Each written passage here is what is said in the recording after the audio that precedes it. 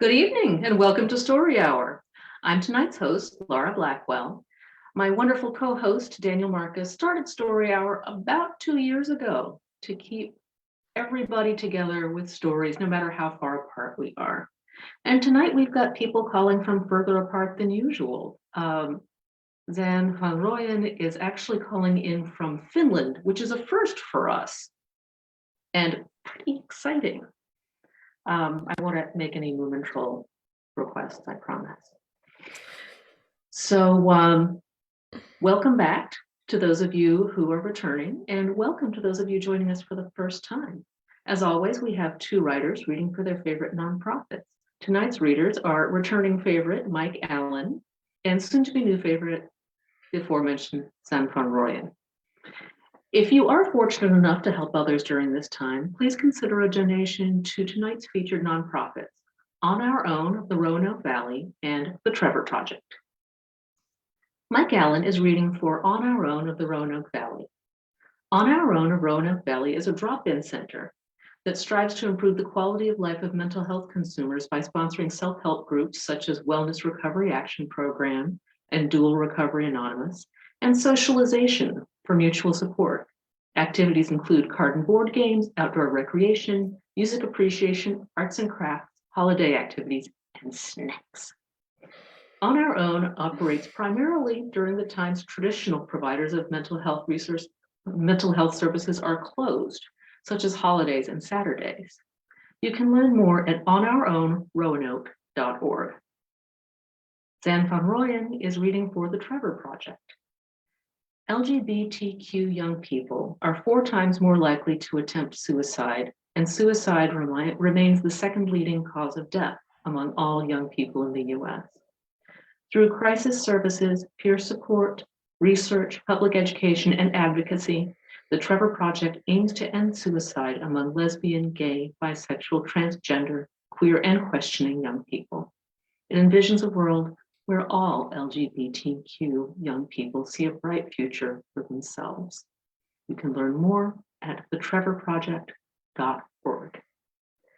If you're here on Zoom, feel free to leave your camera on. It can be really nice to see people, but not required.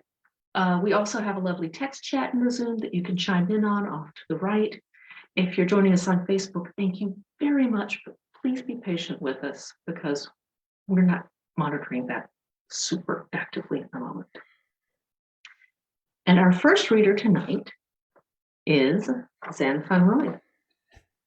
Climber, tattoo enthusiast, peanut butter addict, and loyal Shiba minion, Xan van Rooyen is a non-binary storyteller from South Africa, currently living in Finland, where the heavy metal is soothing and the cold, dark forests inspiring.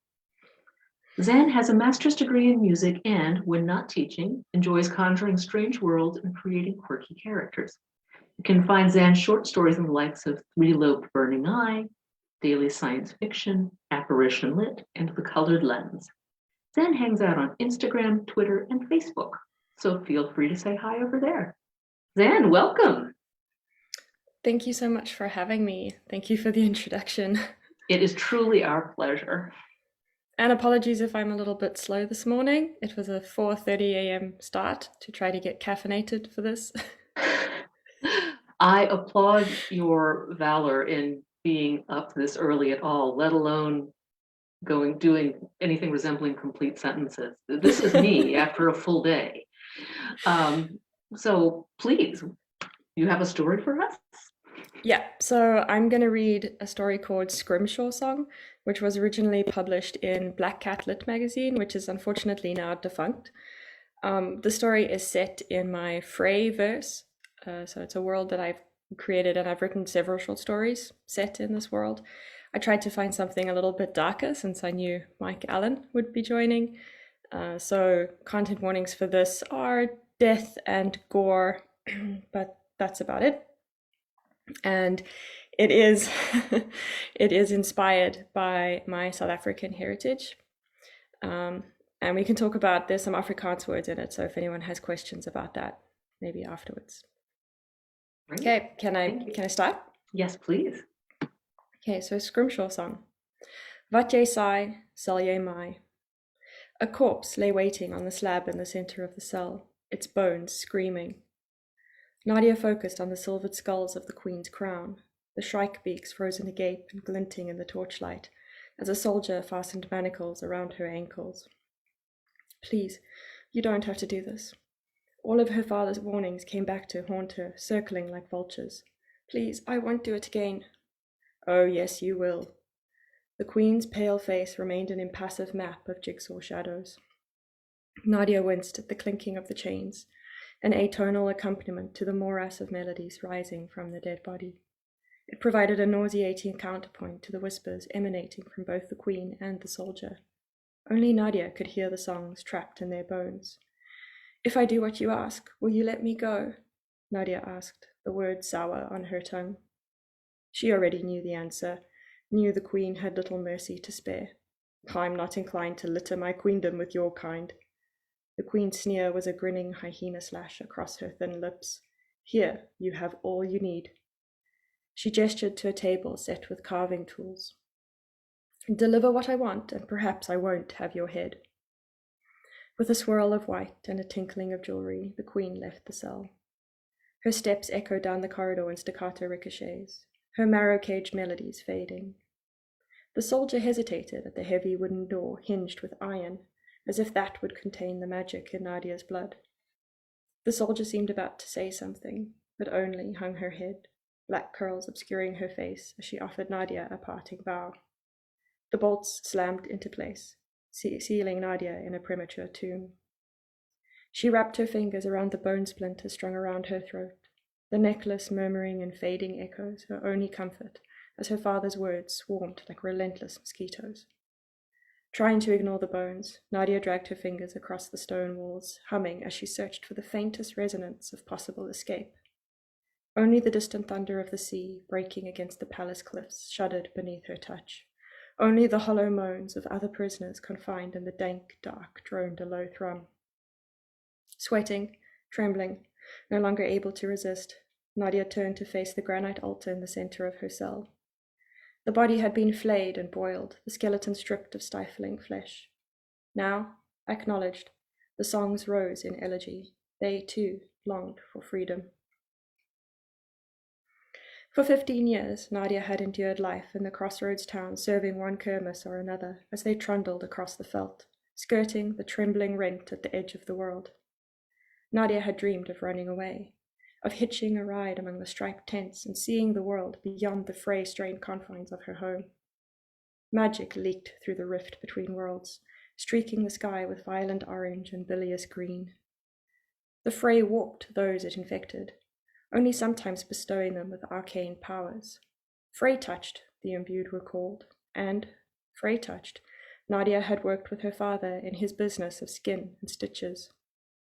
He had only ever been interested in the husks, filling up empty carcasses to give the animals new life at the end of strings and pulleys, meerkats and aardvarks, nachappies and civets, and stranger creatures fallen through the fray. All became marionettes for crude kermis stages. Nadia had obediently stitched beads into yawning eye sockets, though her bones juddered discordant as her fingers itched with unspent spells.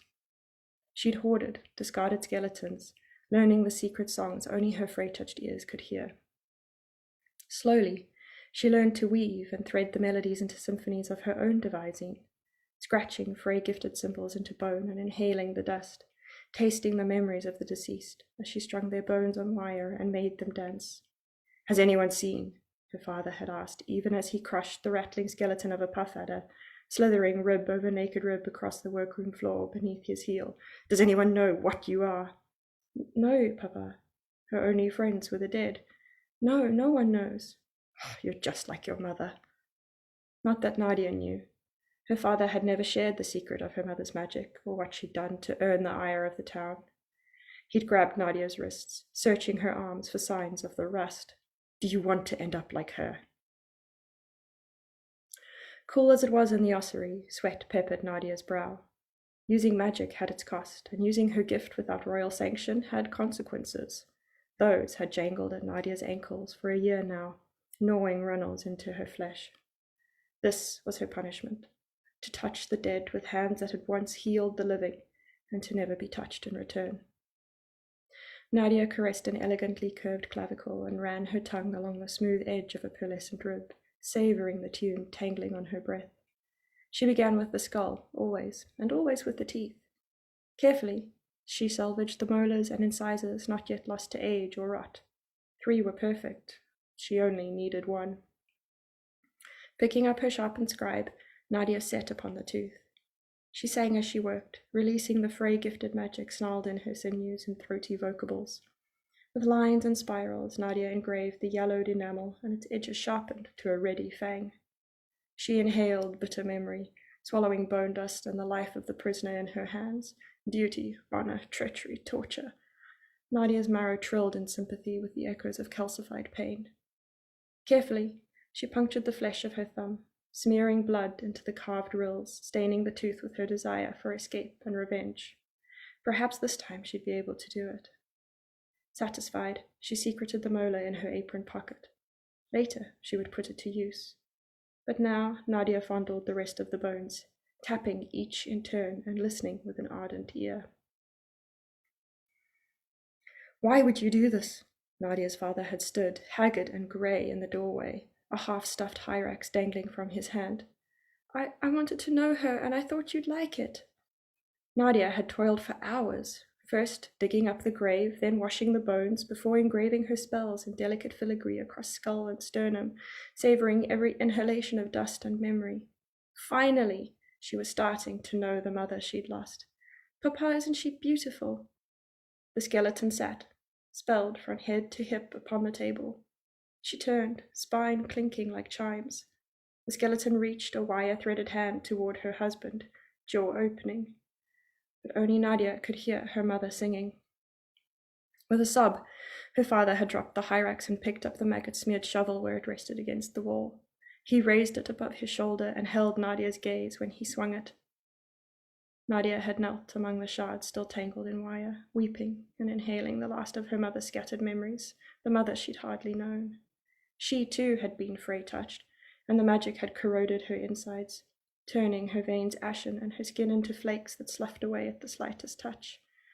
Vatje sai, salje mai. The words were bitter on Nadia's tongue. The queen would have people believe they deserved being afflicted by the rust in retribution for accepting the touch of the Frey. Not that any of the Frey-touched had chosen the strange magic boiling in their veins. And so, it wasn't the rust that had killed Nadia's mother, before Nadia had even taken her first steps. No, she'd been beheaded in the town square, a warning to others, and a reminder of how the queen looked harshly upon those who practiced feral magic. Nadia's father had collapsed beside her and lifted her hands where they were buried in fragments of a past she could never heal. She thought he would embrace her, kiss her hair. Instead, he pushed up her sleeves and traced his thumb across the darkened veins, following the trail to the crook of her elbow where her skin was cracked and already mottled red. In the ossuary, Nadia brushed away the cobweb of memory and regret, trying not to scratch at her arms pitted and eroded beneath her sleeves.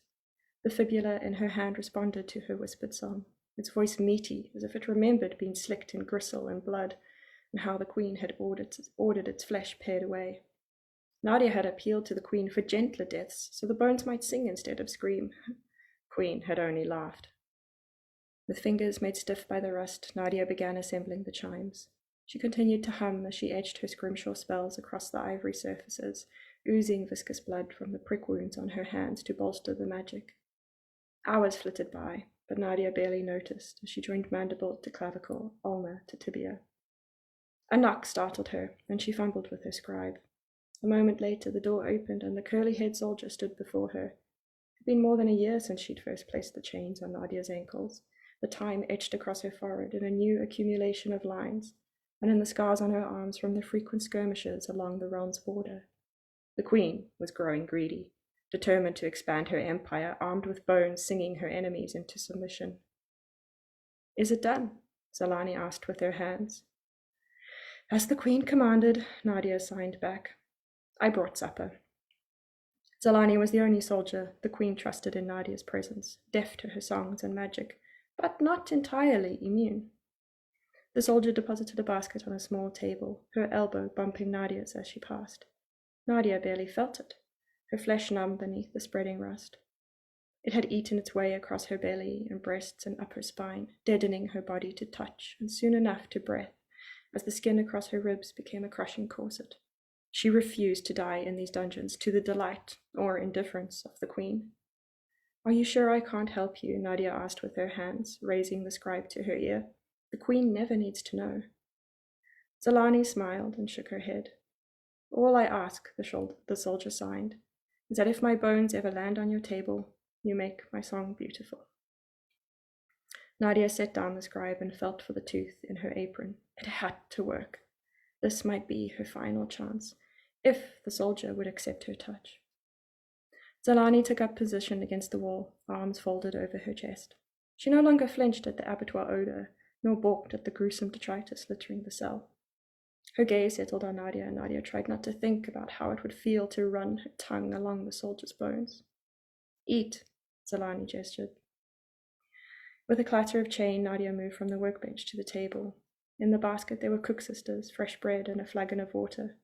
The cook sisters were delicious. Braided pastries burst with sweetness and the taste of home as she bit into one after another. "Thank you," Nadia signed with sticky fingers. "I remembered," Zelani signed back, "that they're your favorite." Nadia listened to the soft music trickling through the soldier's flesh. Zelani was all hard muscle, corded veins, taut sinews, and twanging tendons. Nadia longed to disrobe the soldier. Instead, she took a tentative step forward, chains clanking. Zelani didn't move away as Nadia pressed her hand to her sun-kissed cheek. The first touch in more than a year. "I'm not supposed to," the soldier began signing. "The queen will never know." Nadia caught Zelani's hands in her own and brought them to rest on her hips. She released a heavy sigh as she cupped the hard edge of Zelani's jaw, then moved her hands lower, tracing the angles of the soldier's collarbone, the plane of her sternum, the rills and troughs of ribs through the thin cotton of her tunic. Her marrow thrummed at Nadia's touch, the melody waiting for release. Nadia slipped her hand against Zelani's skin, hesitating a moment before pressing her palm to the soldier's chest, and the tooth, secreted between her blood-streaked fingers, bit true. Zelani's eyes widened, mouth falling open. Nadia pressed a finger to her lips and began to sing. The soldier fell silent as the tooth gnawed deeper, carrying Nadia's blood and magic to the soldier's bones. Nadia reached for her scribe as Zelani slumped against the wall, and then Nadia began to carve. Nadia had hitched a ride on the southbound Kermis, with shards of her mother still caught in the hem of her trousers. Her arms had itched, her wrists ringed blue from her father's fingers. If only she could escape the town and the reaching shadow of the fray that had already left her scarred. She'd plucked the slivers of bone where they snagged on her seams and strung them on a cord about her throat. They carried barely a whisper, tiniest murmur of memory still trapped, but Nadia could feel their thrum and felt her mother near. It was between the coloured tents and jumbled strays of the Kermis. Some fray touched flotsam like herself, but Nadia began to understand what she was. The folk brought her bits of bone and ivory, and she caught those ossified echoes, weaving together her own offerings of song before etching the bones to create talismans to soothe a fever or monthly cramps. Her reputation grew, a line waiting for the scrimshander in every town before the Kermis even scuttled into view. Nadia had felt protected among the folk. She knew none here would betray her the way a townie had betrayed her mother. It was at a seaside village where the whitewashed homes clutched like mussels to the cliffs that a girl her own age had brought her a dying cat. "I heard you're a healer," the girl said, pressing a parcel of dried fish and a bracelet knotted with sea glass into Nadia's hands. "Please don't let her die, at least not in pain." Nadia slipped the bracelet over her wrist before accepting the injured animal. Deaf and almost blind, old Tabby had been hit by a cart. Its ribs were broken and organs bruised. Nadia listened to the song rising plaintive from feline bones. "I've never done this to a living thing," she said, but her mother had, a truth she'd gleaned from bone dust. "Please, you have to try." The girl had smiled, all crooked teeth and pale skin burned by the sun. Nadia had let the melodies guide her hand then, listening for where the song twisted out of true. Gently, she'd press the scribe through fur and flesh until it hit broken bone, all the while humming a counter melody, coaxing the notes back into key as she scratched spells across the fractures.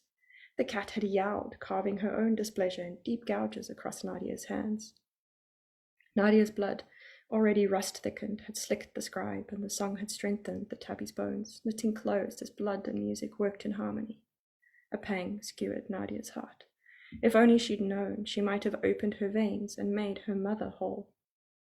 The girl had thanked her with tears and smiles, and later, in the tent Nadia called home, the girl had gifted the Scrimshander the opportunity for another first.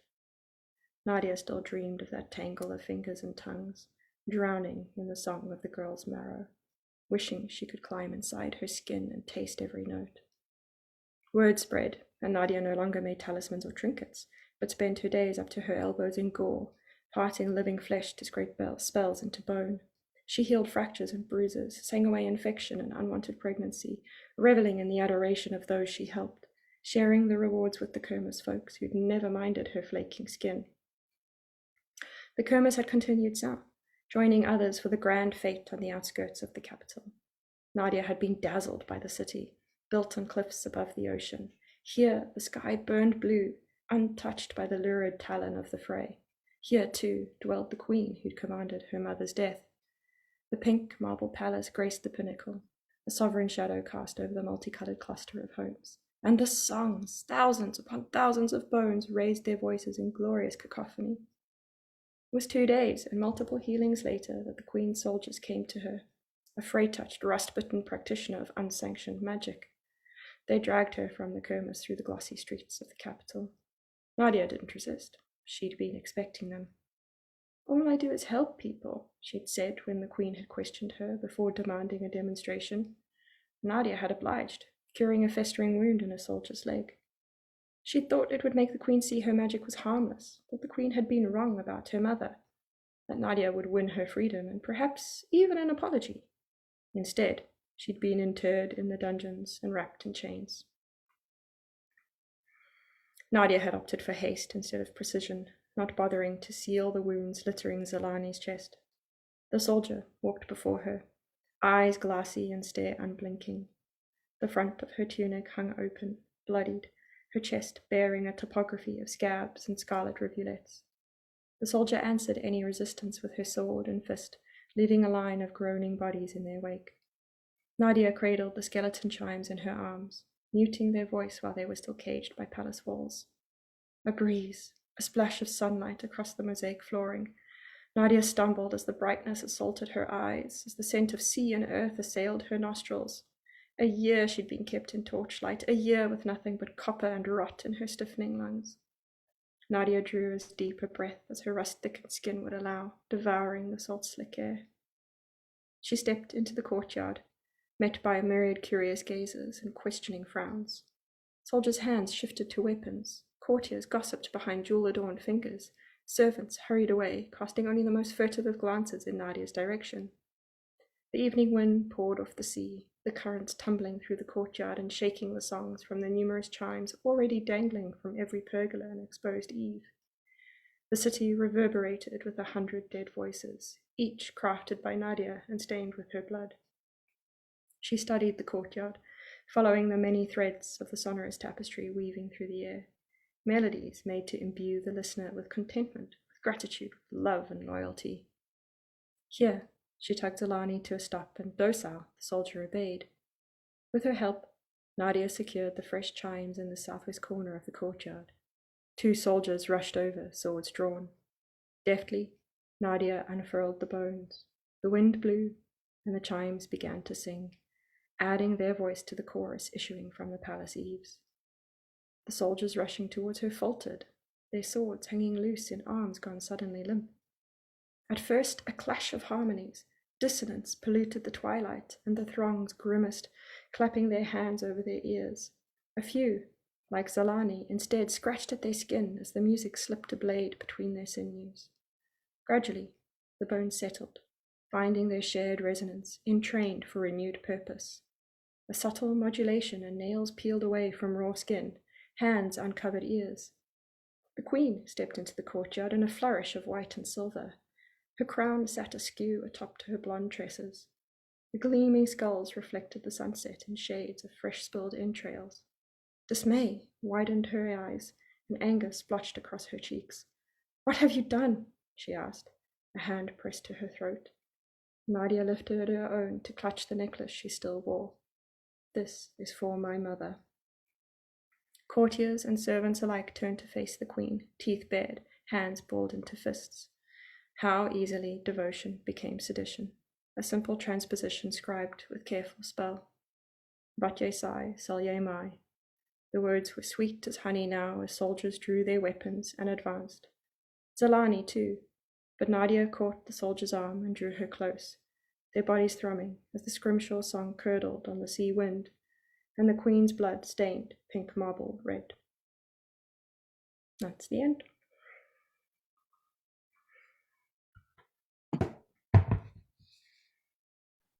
Oh. My. That was remarkable. Thank you for listening. Absolutely. We always take a breath between the stories. And this time I could swear I smell copper. So much scent in that story. Thank you. Pleasure. Our next reader tonight is Mike Allen.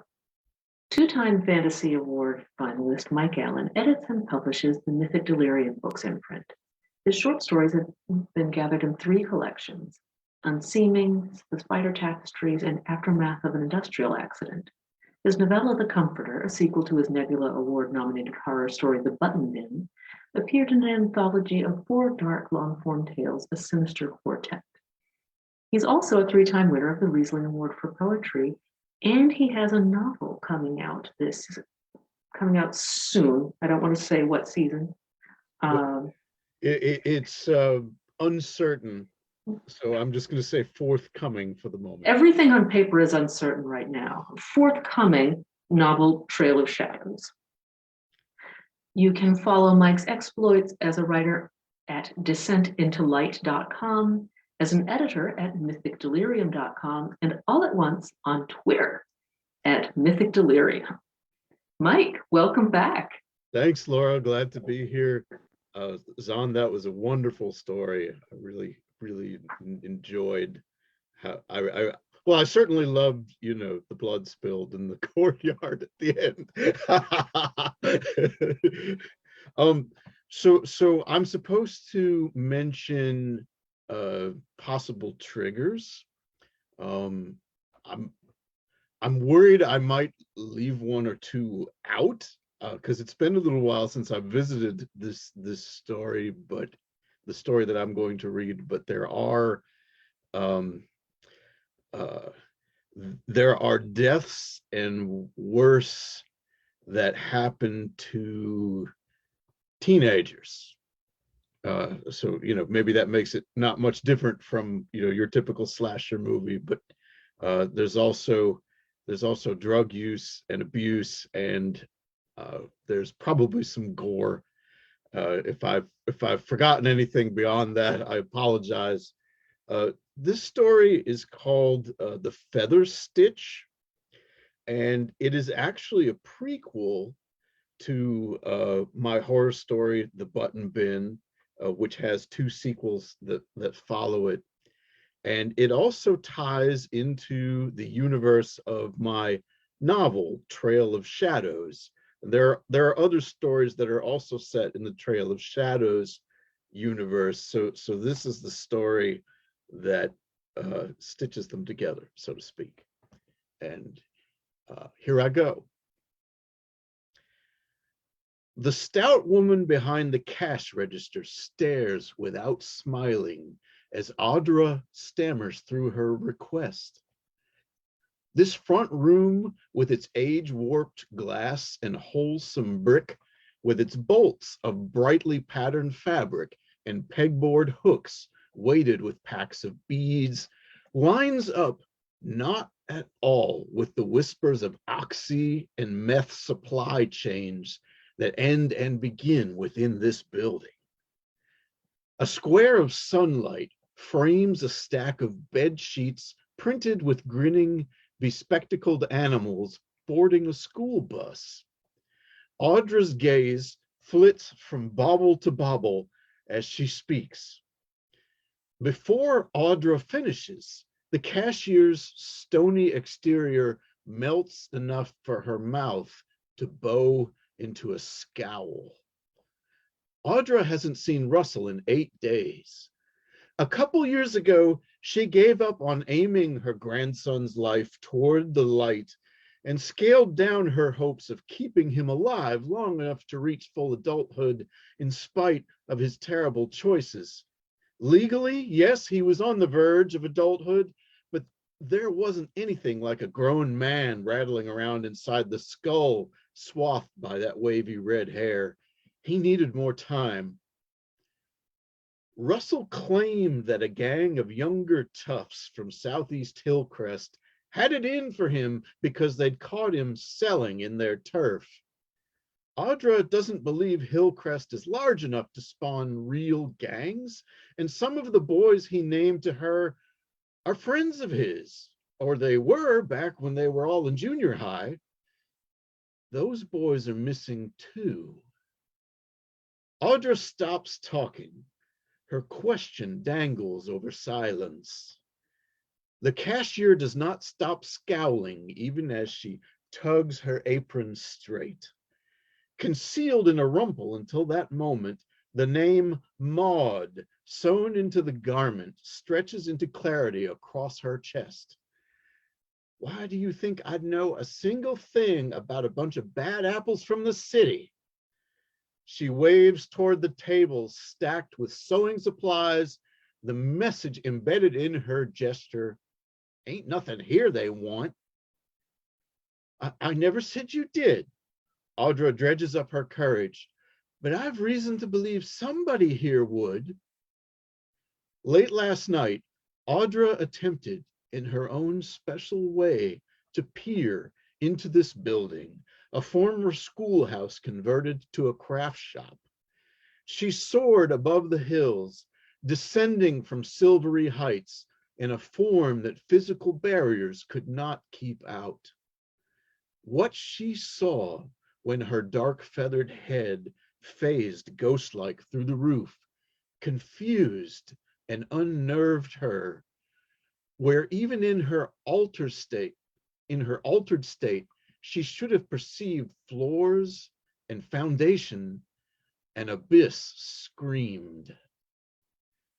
The cashier's stare flattens, loses sharpness, though Audra cannot deem it blank. The woman tilts her head ever so slightly as if listening, though the only sounds beyond Audra's breath and pulse come from the clacking of the beaded curtain that veils the entrance to the next room. Well, the cashier drawls, someone does want to talk to you. Follow me. Maud leads Audra through the curtain, out into a hall and down a flight of stairs to the basement. Carpets stitched with hyper-detailed images of jungle animals and floral lattices hang on crisscrossing clotheslines. This method of display partitioning one immense room into an exotic maze. Wait there, the cashier says, pointing to a folding chair that crouches beside a drafting table. On the floor next to the chair stretches a long wooden bin filled near to the brim with buttons. Their many shapes and colors 100-fold more distracting than the packages hung on hooks in the front room. The carpets sway as the cashier steps backward into all-concealing shadow.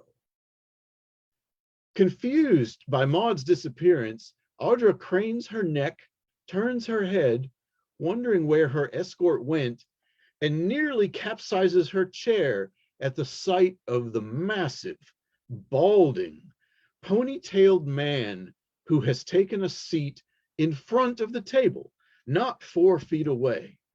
She never saw him enter the space. He regards her with one brown eye and one green eye. The checkered blue shirt he wears must be made from enough fabric to double as a tent. Though his features are rounded, not chiseled, his upper arms look thick as tree trunks. In her startlement, she almost reveals her true self to him. The thought of what he might reveal in turn keeps her in check. Her niece, Leanne, shares the traits that make Audra special, and the words Audra has tried to drill into that fool girl's head return to save her at that moment. There's things worse than men just waiting for one of us to slip up. She's still clutching at her chest as he shares his soft wisp of a voice. I didn't mean to scare you. Even sitting down, he looms over her. Audra has long been used to men literally looking down on her. Even Russell is almost 2 heads taller, but this man could hide a barrel of Russells within his frame. I hear you're asking after some acquaintances. Audra catches her breath long enough to remember her spiel. I have a list of names. She puts her fingers in the front pocket of her purse. Some boys who might have come in here. Boys? In my shop? That patronizing smile that warps the moon of his face nauseates her. Only when they want to cause trouble. A coal kindles in her stomach, but she manages an offhand laugh. Some of them are like that. Aren't they all? The shopkeeper shrugs. A group of hooligans did sneak in here, or they tried anyway, about a week or so ago. Audra's heart quavers like a mockingbird trill. She did not disclose to the cashier that her own grandson was among the missing, and every instinct tells her not to toss that morsel to this colossus. Instead, Russell's merely one name on the list. She unfolds the note, preparing to read. Oh, I didn't get their names, he says before she can even start. Could you ID them if you saw them? You have them on video? She didn't spy any cameras inside or outside the building, but her next question lodges in her craw because the shopkeeper has undone his collar and started to unbutton his shirt. What are you doing? She stammers as he exposes his chest and reaches into the gap like he intends to pull a gun out of a concealed holster. At the same moment, a croak screech like that of a frightened, wounded crow scrapes from somewhere too far off to make any sense if the source lay within this gloomy chamber. Audra's heart leaps into her throat. Sir, I'm very uncomfortable. What he pulls out resembles a lengthy twist of towel. One end remains tucked into the opening in his shirt. The longer he stares at it, the more leathery it looks. The end he grips swells and stretches. Maybe he's working his fist into it, splaying his fingers. She can't quite tell. Abruptly, she realizes she's regarding a teen boy's sparsely stubbled face. He look familiar? The shopkeeper asks. Oh, I see he does, misinterpreting her gasp as one of recognition. She shakes her head in denial of both his conclusion and what she's witnessing. He tucks the twisted rag back into his shirt and pulls forth another. How about this one? This time, despite the sags and stretches, when the face expands, Audra does recognize the boy. Dougie Melcher used to visit Russell every week when he was 10 and Dougie was 8, a buck-toothed imp with a sweet grin and a predilection for slipping into forbidden rooms and scouring drawers and dresser tops for things like loose change. He turned on Russell about the time he reached high school age, following along with the crowd that cast her grandson out. Her gut urges her not to acknowledge Dougie, though perhaps her widened eyes already gave the game away. What about this one, then? The same process. One limp husk tucked away, a new one drawn out, and Audra recognizes this one too. Jeremy Johns, another former friend of Russell's, another sweetheart turned mean. She shakes her head.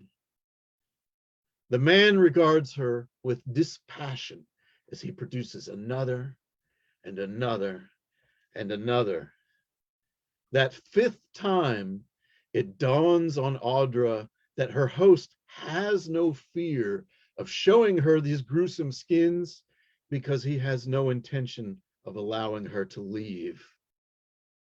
The face of Moochie Repperton dangles from the shopkeeper's saucepan-sized fist.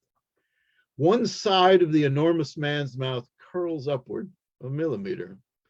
Mrs. Worley, you're not doing much to help me narrow down this search.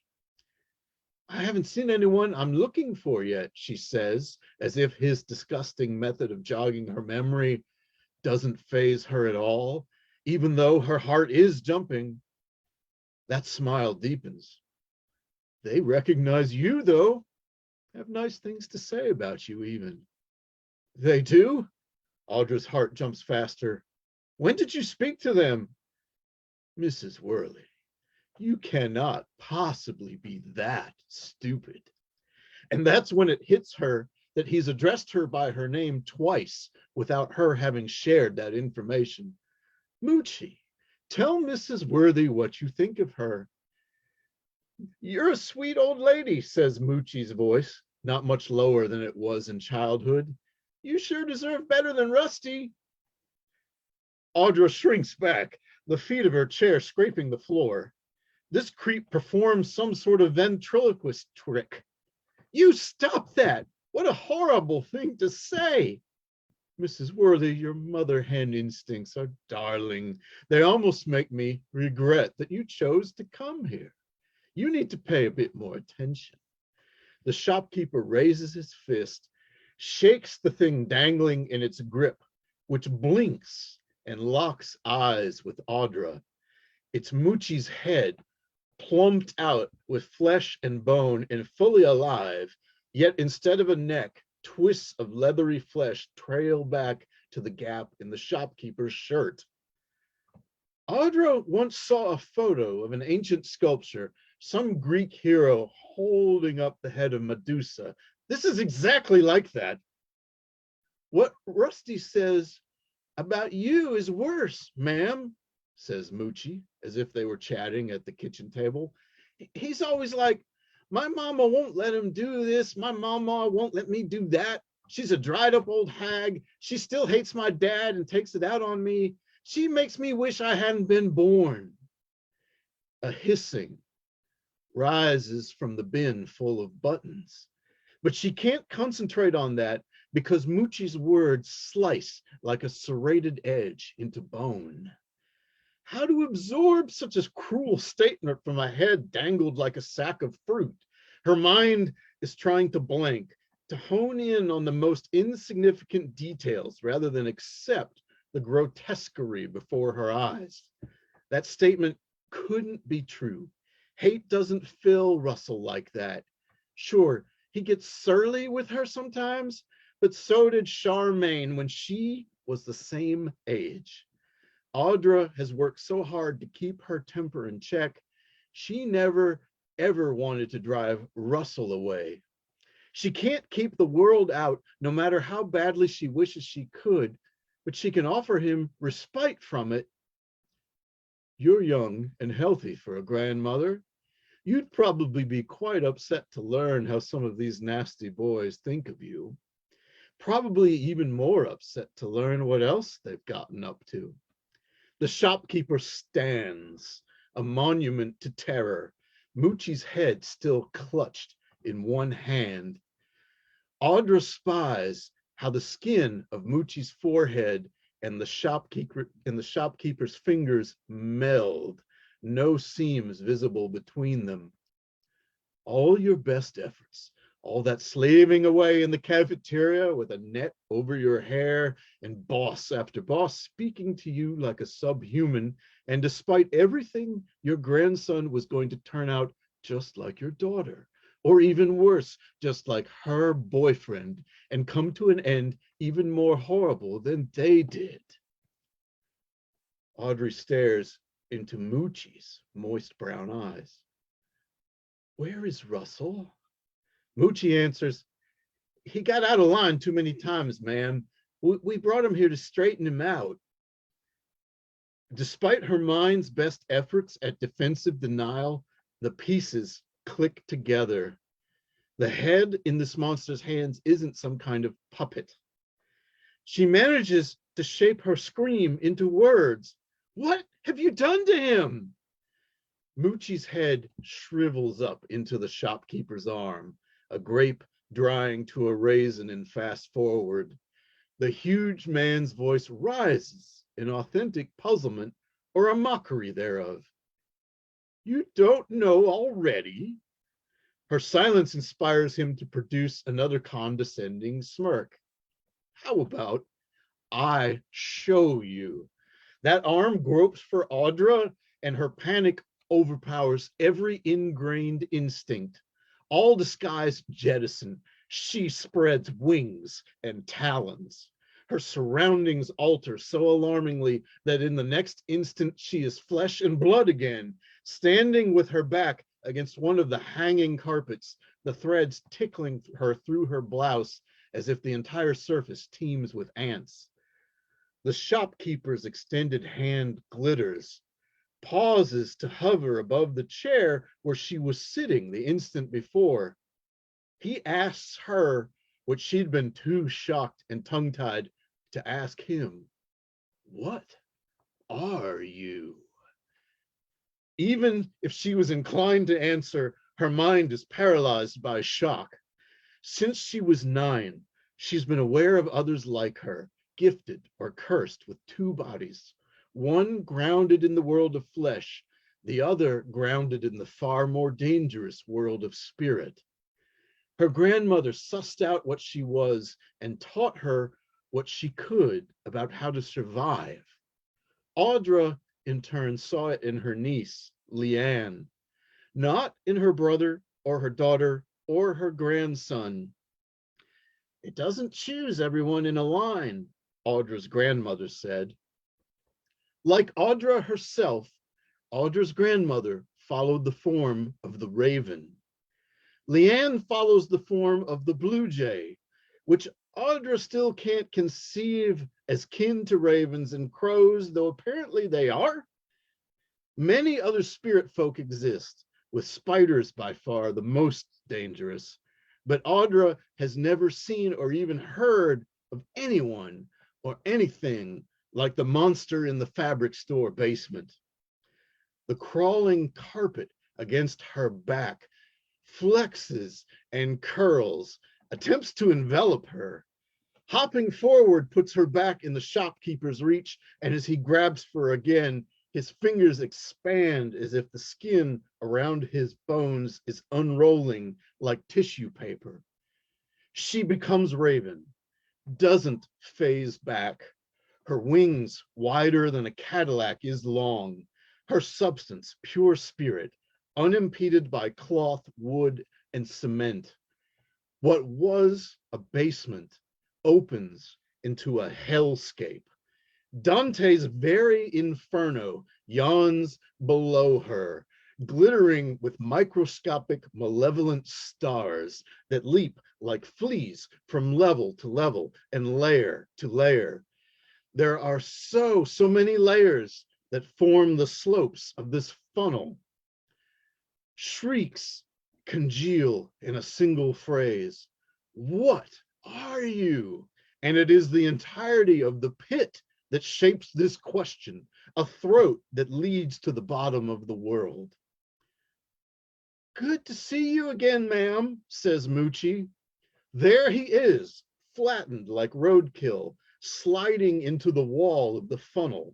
And Audra looses a human-sounding scream as she comprehends what the infinite sheaves and stacks of papery leather embedded in the funnel wall really are. Hides, souls, both at once. Her rustle is somewhere in that throat, crammed in among thousands of others, a single file of skin and agony misplaced in a nightmare cabinet.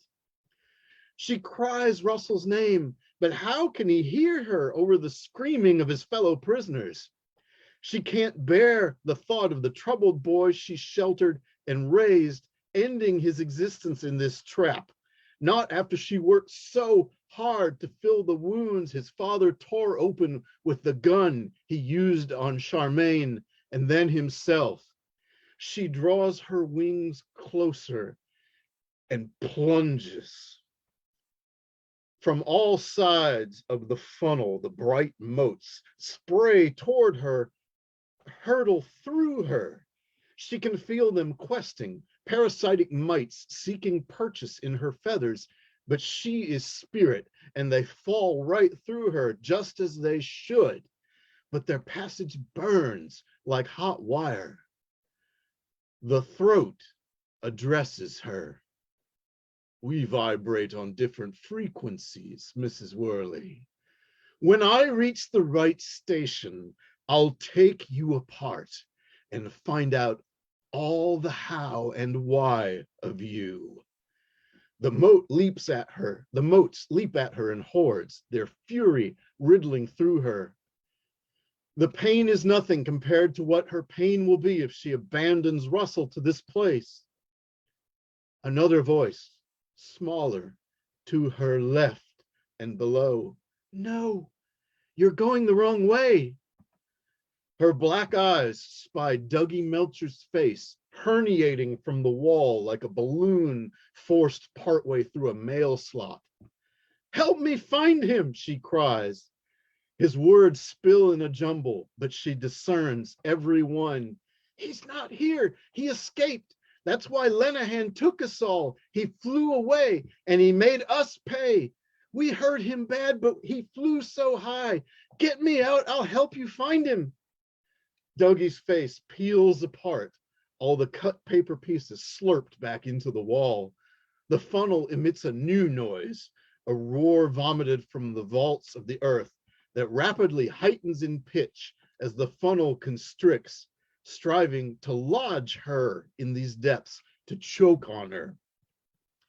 She beats her wings, working to lift herself out of the pit, through the roof of the shop and into the spirit world's silvery sky.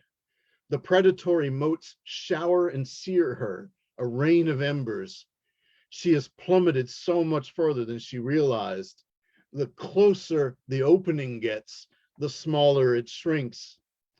The monster that is both shopkeeper and hellmouth still hasn't found her frequency. But as she nears the top of the funnel, the walls close in to the point where her wingspan sweeps through them, phase through the people crushed in those layers, and she's blinded by an avalanche of memories, not her own, hundreds of lives spanned out over decades, all of them terminating in an encounter with that Leviathan and his collection of buttons that aren't buttons at all. He flew. Hope against hope buoys her as she pulls her wings free of the mire of agony and propels herself higher still. She phases through the shop's first story, through the second, phases through the roof, the monster baying its frustration below her. We hurt him bad. She never saw any sign that Russell was born with a spirit form, but maybe it was there, buried deep, activated by sheer survival instinct when those boys brought him here and tried to feed him to the beast. But he flew so high. A soul-searing cry wrenches from her lungs of its own accord for all those below she cannot save, a foolish noise that could summon predators as terrible as the one ditched below, monsters that would beyond her frequency. A croak screech in response, the same one she heard before, far, far above.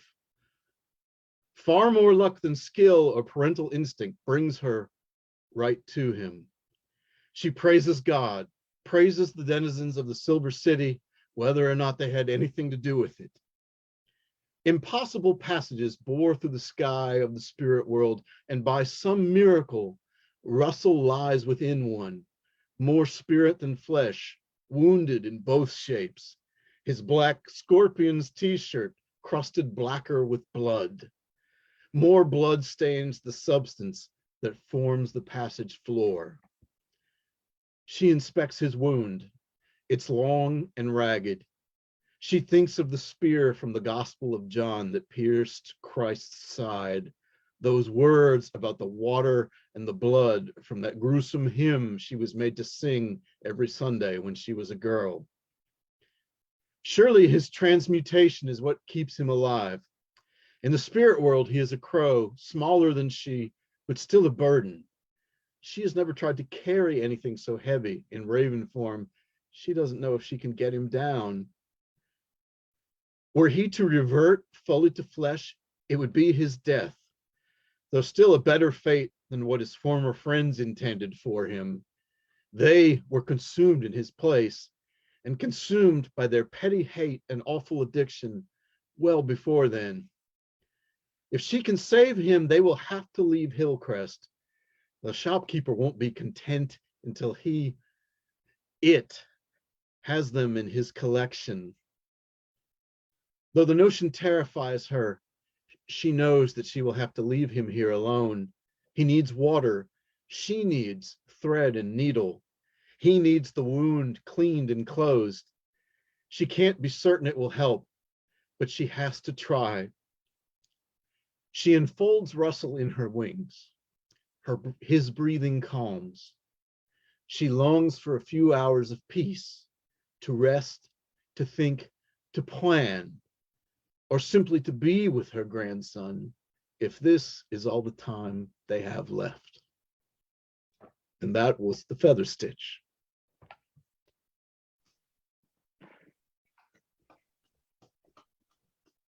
Wow, great stories tonight. I'm shivering. Thank you. Thank you both so much. Wow. Well, next week's going to be very different, not nearly so spine-tingling, I think. But all the story hours are great in their own way. Next week, we have Terry Faust and this guy, Daniel Marcus, who I think you've probably heard of. Yes, Daniel Marcus. Hi, Daniel. I recommend checking storyhour2020.com the day of the event just to see if there are any changes. Happens every now and then. Storyhour2020.com is also a good place to check our schedule and learn about upcoming authors. And you can watch any programs you may have missed on the Story Hour page on Facebook. Mike, Xan, thank you both so much for sharing your stories with us tonight. They were just wonderful. And the way they flowed from bone to flesh was really thrilling. Thank you for having us. Absolutely. Thank Our you so honor and much. pleasure to have you both. Xan, I hope it was worth your while getting up so early. Yes. I may be up until 4:30 just thinking about these stories. Thank you both. Thank you to my co-host, Daniel Marcus, without whom we would have no Story Hour. And thank you to all of you joining us now, joining us later, for spinning the fictive dream together. Good night. Night, everybody. Good night.